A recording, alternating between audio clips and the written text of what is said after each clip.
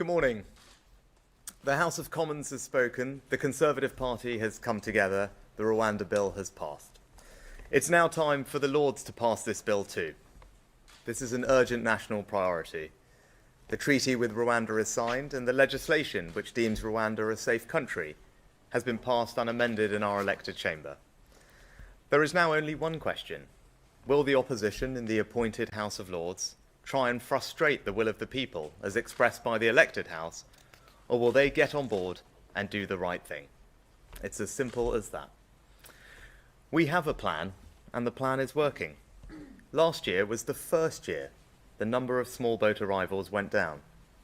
Not just down by a bit, down by a third compared to crossings in the year before. And that's in the context of arrivals being up 80% in Europe over the same period. But to really solve this problem, we need a clear and effective deterrent, so that people know that if they come here illegally, they will be detained and swiftly removed. That's what this Rwanda bill delivers. With all their efforts to block this bill, the Labour Party have shown that they simply don't get it. Their priority is not stopping the boats, but stopping the planes removing people who have no right to be here. They may talk the talk, but they have no plan. If they were in charge, there would be no treaty, no bill. 12 months of progress would be squandered. It would take us back to square one. And I can tell you this for certain, small boat arrivals would go back up. It would mean giving a green light to criminal gangs of people smugglers, that they can keep their deplorable, illegal trade going. It would mean spending millions more every day housing illegal migrants in hotels in our communities. And it would mean more people are likely to lose their lives by tragically drowning in the Channel. That's the consequence of having no plan. That's why we have to stick to our plan. That's why the House of Lords must pass this bill. It's time to take back control of our borders and defeat the people smugglers. It's time to restore people's trust that the system is fair. We are making progress to stop the boats, but now it's past time to start the flights. Thank you. Shall we turn to some questions from the media? Can we start with the BBC? Thank you, Prime Minister. Chris Mason from BBC News. The story of the last year is one of you trying everything to improve your political fortunes, being the agent of change, being the face of continuity, and the polls suggest that nothing has worked. Given that your party is continuing to take lumps out of each other, and indeed lumps out of you, is it time for you to say to them explicitly to put a sock in it? Well, the Conservative Party last night demonstrated that they're completely united in wanting to stop the boats. And this bill passed with an overwhelming majority in Parliament. But more broadly, last year was difficult. It's difficult for the country. We're still recovering from the impacts of COVID, the legacy of backlogs in our public services, also the impact of the war in Ukraine on people's bills. But at the start of this year, we are pointing in the right direction, and we have made progress. And that's why we've got to stick to the plan, because that's how we'll deliver the long-term change that the country needs. That's how we'll build a brighter future for our children and renewed pride in our country. And the plan is working. And you can just look at what's happened on inflation, for example. We set out a clear plan. We've delivered on that plan. And because inflation has been halved from 11% to 4%, we're now able to cut people's taxes. So just the other week, a significant tax cut for tens of millions of people in work, worth £450 for someone on £35,000. So that shows that the plan is working, and if we stick to the plan, we can deliver that positive change for the country. That the alternative is that we just go back to square one, because that's all the Labour Party are offering. Keir Starmer hasn't said what he would do differently. He's had 4 years to set out a plan, and he hasn't, and that won't make anything better. And that's why our plan is the right one, and we're going to keep on it and deliver for the country. Next, I turn to ITV. Prime Minister Robert Heston, when you announced a year ago your pledge to stop the boats, the British people didn't think that meant reduce them. They thought that meant reduce them to negligible levels by the general election. That's not now going to happen, is it? And then overnight we've seen more strikes on Houthi missile sites by America. How worried are you that the conflict in the Middle East is widening and deepening? Thank you, Robert. The British people will obviously judge the progress we're making But I'm actually proud of the progress that we've made tackling this issue. I always said, when I made that first speech, I think you were there, I said, look, this is a difficult problem. Right? It's not going to be solved overnight. There's not one single silver bullet that will fix it. But I'm a Prime Minister who wants to take on the biggest challenges that we face as a country, even if they are difficult, even if they will take time to fix, because that's what leadership is about. I'm not going to take the easy way out. And if you look at our track record, for the first time, the number of small boat arrivals into this country went down. It went down by over a third last year. That didn't happen by accident. It happened because we put a lot of work in and we made a lot of decisions. We've increased the number of illegal enforcement raids by 70%. We're starting to close the bank accounts of 7,000 people who shouldn't be here. We returned 20,000 people back to their own countries last year. We created new deals with France, with Turkey to smash the gangs upstream. And all of that has meant that we can reduce the numbers and that we can show that we're making progress on this issue. But I'm also clear that the only long-term solution to this problem is to have a deterrent. And that's why the Rwanda scheme is so important. We know that deterrence works because we've implemented it with Albania. Our new deal with Albania means that if you come here illegally from there, you will be returned. We returned over 5,000 people last year, and what do you know? The numbers coming from Albania dropped by 90%. And that's what Rwanda will allow us to do more broadly, and that's why it's so important that we pass this bill. So look, I believe we have made progress on this issue, real progress. But I want to stick to the plan. That plan is working, as I've demonstrated. And if we stick to the plan, we'll be able to deliver the change that people want, which is proper security of our borders, an end to the unfairness of illegal migration, an end to spending millions of pounds on hotels. The alternative is that we go back to square one. All right? And that was clear yesterday, and you talked about the debate. The Labour Party have offered no alternative, no plan to tackle this problem. And actually worse than that, you know, when Keir Starmer has been asked about this, he's been asked about the Rwanda scheme specifically, and it's been put to him, even if it's working and reducing numbers, would you still scrap it? And he said yes. Right? So that's the choice. All right? Our plan that's working, stick with it, we can deliver the change, or you just go back to square one. And on your other question, just briefly on the Houthis, I want to try and take as many as I can. Look, as I've said in Parliament earlier, the situation is concerning. The rise in attacks on commercial shipping is both illegal and causing enormous disruption to the global economy and putting innocent lives at risk. It was right that we took action to protect both interests and lives. And together with allies, we've been very clear in our condemnation of their behaviour, and we'll continue to urge them to desist from carrying out what are illegal attacks and putting innocent people's lives at risk. Next, can we go to Sky? Thank you, Beth Rigby. Thank you, Prime Minister.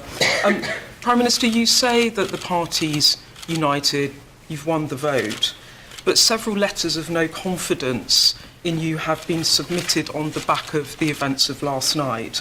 What is your message to those colleagues who look at this bill and think that you, with now trust-level poll ratings, are the wrong man for the job? I said, I'm interested in sticking with the plan that I set out to the British people because that plan is working.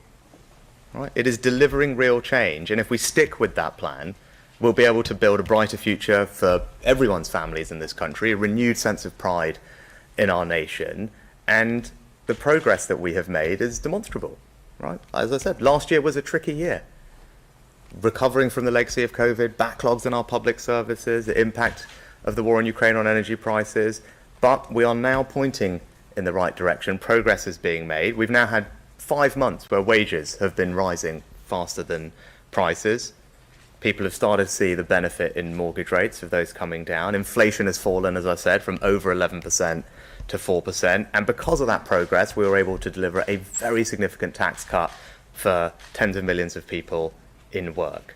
Now, obviously, progress on the boats is there, but we need to go further. But like my main message is, the plan is working, right? Across the board, you can see that progress is being made, and our job is to stick to that plan, deliver for the country, and the alternative, as I said, is clear. You know, Keir Starmer has had 4 years to set out an alternative, and he hasn't done so, right? This is someone who is just sniping from the sidelines, can't tell you what he's going to do. Crucially, can't tell you how he's going to pay for a £28 billion green spending spree, which is just going to mean everyone's taxes are going to go up at a time that we're now starting to cut them, right? So there's a very clear choice. And I think the Conservative Party is completely united in wanting to deliver for the country, cut their taxes, and crucially to stop the boats. Next, could we go to Channel 4? Thank you, Prime Minister.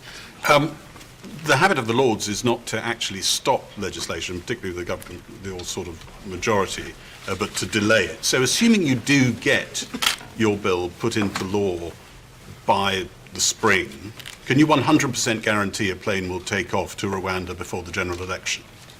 Look, you can look at my actions. We had the Supreme Court ruling middle of November, and within a matter of weeks after that happened, we negotiated and signed a treaty with Rwanda and brought fresh legislation to Parliament that had its first vote as well and was supported. Right, so that gives you a sense, I hope, of the urgency with which we are attacking this problem. I've been crystal clear that we want to do this as quickly as possible.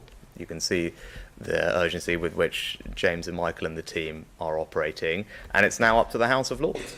Right. I think the country has been very clear that this is a priority. We've been very clear that this is a priority for us, and Parliament, the elected Parliament, has also, with a very strong majority last night, supported this legislation. I think it's incumbent now on the House of Lords to recognise that, to pass this legislation unamended as quickly as possible so that we can then start getting flights up and running. And what I would say is, we are not waiting for that moment. We are working hard already to do all the planning that would be required to get those flights off in preparation for that day. There's a lot that will go into that, but I want people to know that we have been working on it. We're intensifying the work on that because we are determined to start getting flights off so that we can implement this deterrent. And so my message to the House of Lords would be, look at the majority last night. They can see what a priority this is for the country. We are very confident this legislation is robust and compliant with all our obligations and will crucially do the job. And now we just need to get on with it. Next, Times. Mark Dayton from the Times. Your legal advice explicitly states, and I'll quote, not to comply with Rule 39 would be a breach of international law, and this could be very crucial in terms of whether flights do take off this year. So will you seek new legal advice, or are you prepared to breach international law in order to get those flights off? Now, I've been crystal clear repeatedly that I won't let a foreign court stop us from getting flights off and getting this deterrent up and running. The bill specifically contains a power and makes it clear that ministers are the ones that make these decisions. Parliament has supported that. There's also, the bill makes expressly clear that the domestic courts should respect that decision, and very simply, we would not have that clause. I would not have put that clause in the bill if I was not prepared to use it. So look, if you're asking me, are there circumstances in which I will ignore Rule 39s, then the answer is clearly yes. It is important that we fix this problem. We believe that we have done absolutely everything right. Now, of course, there will always be individual circumstances where people rightly would expect us to examine the facts, but are there circumstances in which I'm prepared to move ahead in the face of Rule 39? The answer is clearly yes, because it's important that we grip this problem. As I said, we've made progress on this issue. The plan is working, but we've got to stick to the plan so that we can finish the job, and that's what we're going to do. Next, could we go to the Eye? Thank you, Prime Minister. Hugo Jai from the Eye. One of your other priorities that you mentioned just now is cutting taxes. Are you confident that you can continue to cut taxes in the budget and beyond, given the very tight fiscal situation, very large stock of debt and looming squeeze on public services? Without speculating on future budgets, which as a former Chancellor I would prefer the Prime Ministers didn't do, our priority is to cut taxes when it's responsible to do so. And again, this is a good illustration of where our plan is delivering for the country. As I said, because of the decisions we've made, inflation last year more than halved from just over 11% when I took office to 4% as of yesterday. Right? And so that didn't happen by accident. That happened because this government was prepared to take the right long-term decisions for this country, even though they're not easy. Right? You can contrast our leadership with that of Keir Starmer. Right? We're prepared to do the right things for the country, even if they're difficult, and not take the easy way out. That's how you deliver real change for people. And now, because of that, because we control borrowing, we control welfare, we've got controlled inflation, we were able to cut people's taxes. And just to put it in context, for someone on an average salary of £35,000, that's a tax cut worth £450 that kicked in just a couple of weeks ago. So it's meaningful. And as I said, we want to keep cutting people's taxes because we believe that people should be able to keep more of their own money. I want to make sure that this is a country where hard work is rewarded. Those are things I believe in. It's important to ask why. Right? This is not just about the extra pennies and pounds in your bank account at the end of the month. This is about our values, and my values are that this is a country where hard work should be rewarded. And that's the kind of country that I want to build. That's why we want to keep cutting people's taxes. And again, choice is clear. Stick with us. Plan's working. It's already cut your tax, and we will be able to keep doing that. The alternative is the Labour Party, and Keir Starmer, once again, can't tell anybody how he plans to pay for his £28 billion green spending spree. Can't tell anyone. So what does that mean? That means everyone's taxes are going to go up. Right? So that's a choice at the next election. Do you want to stick with the plan that's delivering tax cuts for you, delivering financial security, a country where work is rewarded? The alternative, £28 billion of borrowing that the Labour Party can't tell you how they're going to pay for, which just means your taxes are going up. The choice is very clear. That would be back to square one on this question of taxes. Next, we go to the Sun. Thank you, Prime Minister. Jack Elson from the Sun. Just back onto the ECHR, you just said that you would be prepared to overrule Rule 39 orders in some circumstances. The problem is that many of your MPs don't think that when push comes to shove, you'll actually be tough enough to do it. So can you convince them by laying down some red lines in which you would actually be overruling Strasbourg judges? So look, I'll go back to what I said before.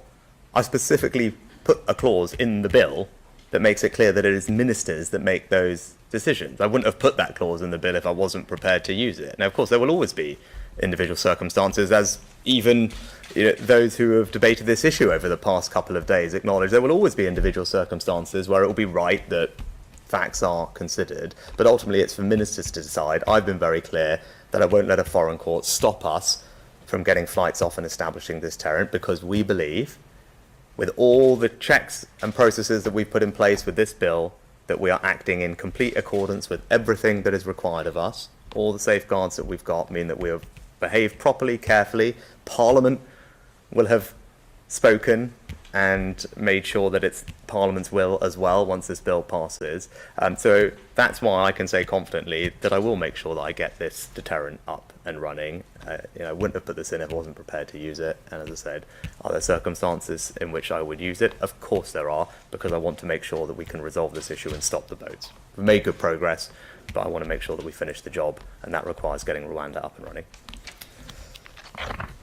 Right, next, go to the Daily Mail. Thanks, PM.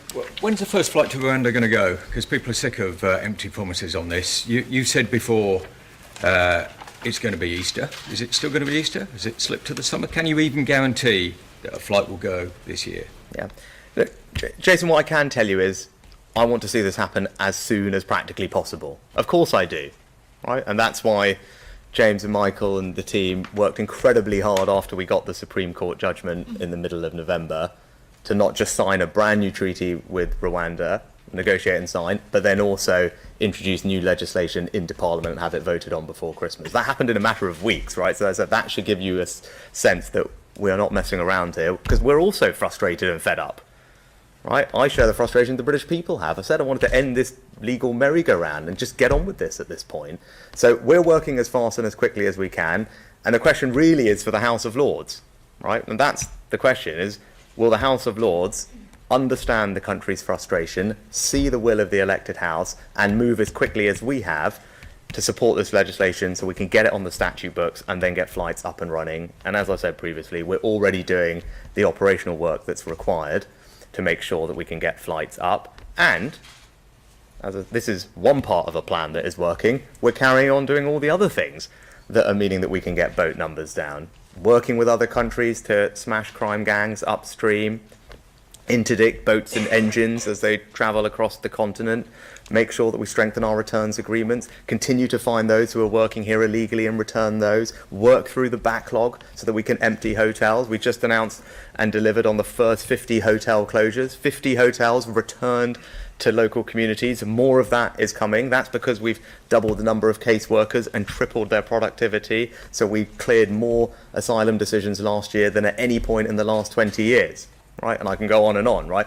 There are a lot of things that are happening here, and that plan is working. We are making progress, and that's why it's so important we stick to this plan, because it will deliver what the British people want, which is proper security for them and their families in our country. When? As I said, this question for the House of Lords to pass this as quickly as possible. We're doing everything we can to work as quickly as possible, and we will be ready to go. Let's go to The Guardian next. Thanks, Prime Minister. Pippa Currer from The Guardian. 32% of those whose asylum claims were withdrawn last year have disappeared. Now, we hear lots about you being a details man. So how do you expect to find them? And are you concerned that the Rwanda bill might result in thousands more desperate people disappearing in the UK to avoid being deported? So, Pippa, I'm not sure exactly what numbers you're referring to. I had seen some yesterday. To the Home Affairs Select Committee after... So the vast majority of people in that cohort of 17,000 either have already been removed or are in the process of moving on or have made another claim. So that's what's going on there. And look, more generally, because there's been some comment about this, I'm not going... I think it's absolutely the right thing that once someone's asylum claim has been denied, they absolutely should be withdrawn from the process. They should not have access to public support, to public funds.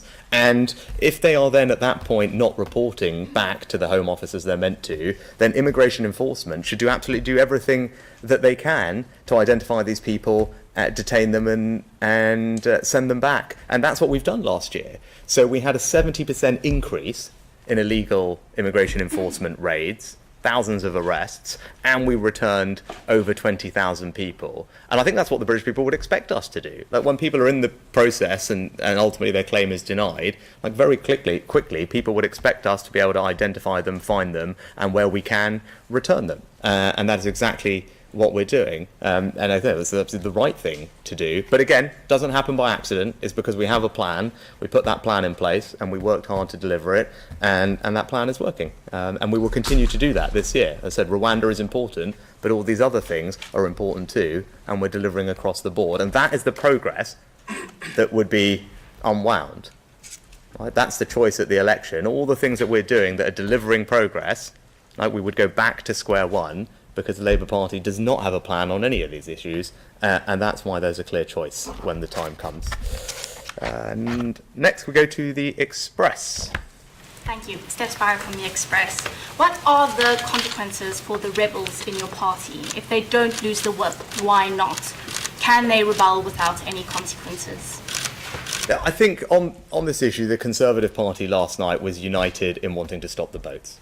And you saw that very clearly. And it's right that we debate this, and that's because people are frustrated and passionate about this issue, right? Because the country is frustrated and exercised about this issue, and they want it fixed. So it's understandable that people have got strong opinions. It's understandable that they want to do everything necessary to solve this issue. I share that frustration, and I share that energy, and that's why we are doing everything that we can. But last night, the Conservative Party came together and is absolutely united in wanting to stop the boats. And the contrast could not be clearer, because the Labour Party, to a person, opposed this legislation.